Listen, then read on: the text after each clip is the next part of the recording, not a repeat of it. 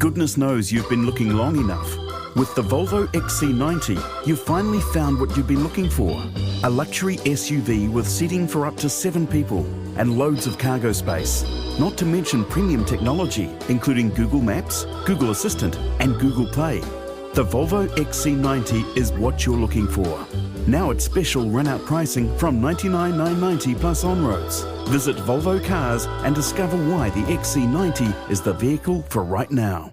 You're listening to the Weekend Sport Podcast with Jason Pine from News Talk ZB. On News Talk ZB. So we've been to the Blues, we've been to the Crusaders, to Moana Pacifica, to the Hurricanes and to the Chiefs. So let's finish our wrap of Super Rugby coach chats with the Highlanders. Trying to find the space. He's found a little gap. He offloads. Here's another try. Cam Miller's got one. Oh, goodness gracious me. It's a win for the Highlanders.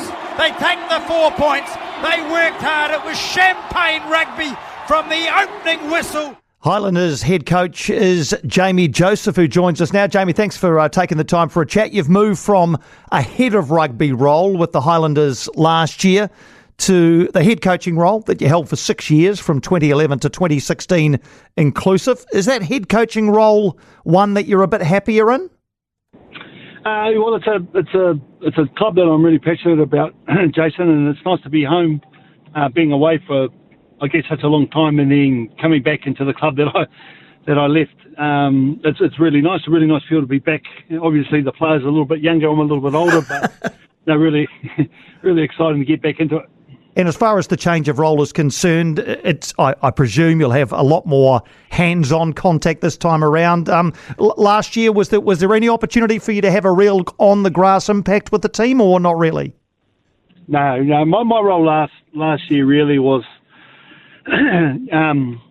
just to assess the club. There's new owners. I'm obviously excited about the future.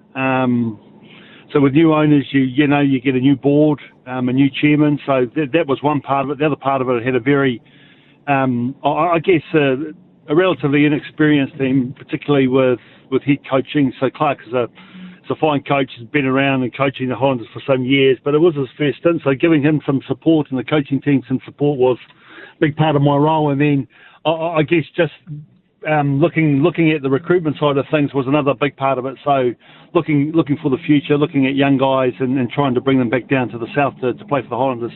You'd prefer being on the grass than in an office, wouldn't you? Well, the head of rugby thing wasn't something I sought after. It was something that the club approached me with and asked me if I was interested. To be fair, I was pretty tired after being away for such a long time, 2 World Cup campaigns. So I was reasonably happy just to having a bit of a break from coaching. But this role, I guess, allowed me to have a look at the club and assess where it was. And then, when this opportunity came in to get back on the grass, I obviously grabbed it. All right, so you've beaten Moana Pacifica and the Crusaders in 2 pre-season games. I know results aren't necessarily important, but did you get everything you wanted out of those 2 games? Yeah, well, you train for a couple of months over getting the guys fit, and that's a big part of the pre-season. And then it sort of culminates in a couple of matches where you try to give everyone a run. And in the Moana Pacific, both teams had a real open policy around change. We had 32 players; they had about 45 players. So inevitably the game was quite messy. But the game against Crusaders was more of a match, and more of a real sort of test around where we were. So we're reasonably proud about that performance. But we lost a couple of players, and I think they lost a couple of players as well. So quite costly in terms of injuries and for both sides. Anyone you're going to lose for a long time, or are they more sort of minor niggles? Look, we've Jonah Nariki. Crikey, we'd already made the sub and he rolled his ankle in the kind of his last play, and initially it looked okay, but then he woke up the next morning and it was quite swollen and sore. So that looks at least 3 to 4 weeks, and then we've got a player, TK Howden, strained his hamstring, and I mean they can be niggly, but they can also turn around reasonably fast as well. So when the players come back into work tomorrow, we'll have more of an idea where we are. All right, we'll wish them a speedy recovery. In a squad with fewer All Blacks than the other New Zealand sides, how much more important are guys like Ethan de Groot, for example, Folau Fakatava, those who have worn the black jersey?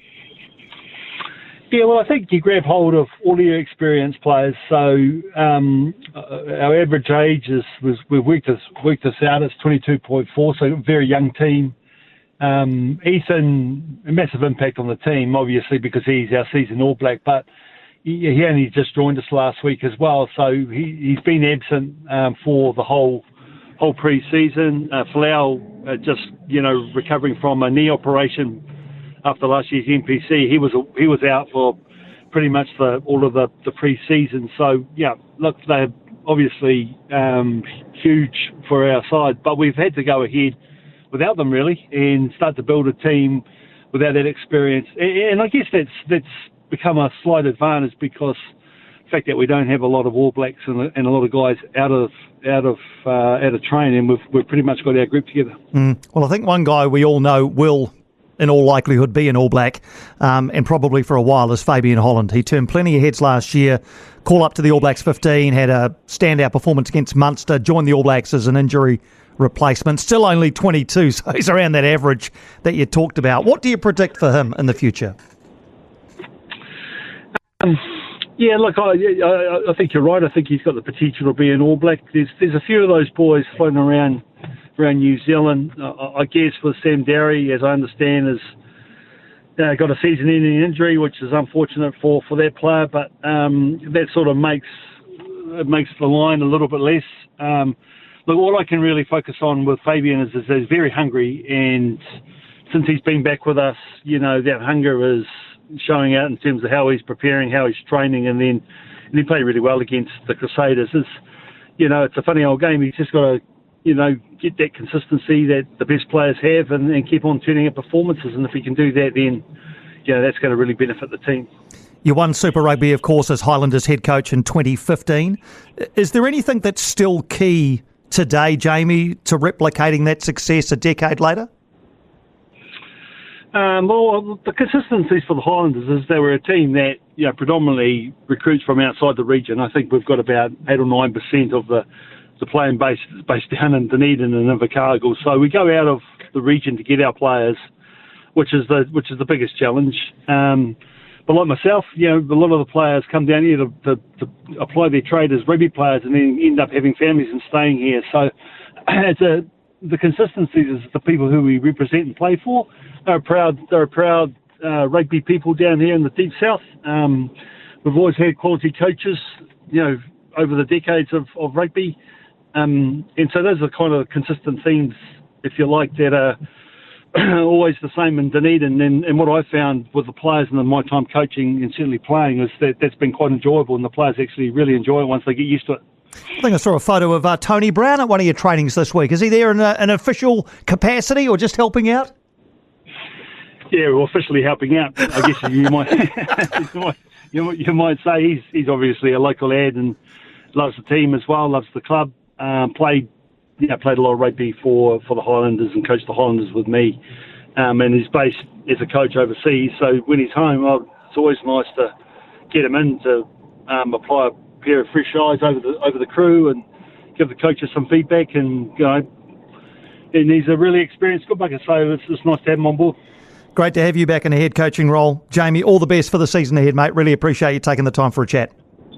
Good man, thank you. No, thank you, Jamie. Jamie Joseph there, wrapping our wrap of Super Rugby head coaches. Just before we carry on, I just want to thank all 6 of the franchises and their respective media teams for making the 6 head coaches available to us. I know it's a bit of an undertaking to get guys to chat to us at times when many of them on a day off, so we do appreciate their accessibility to us.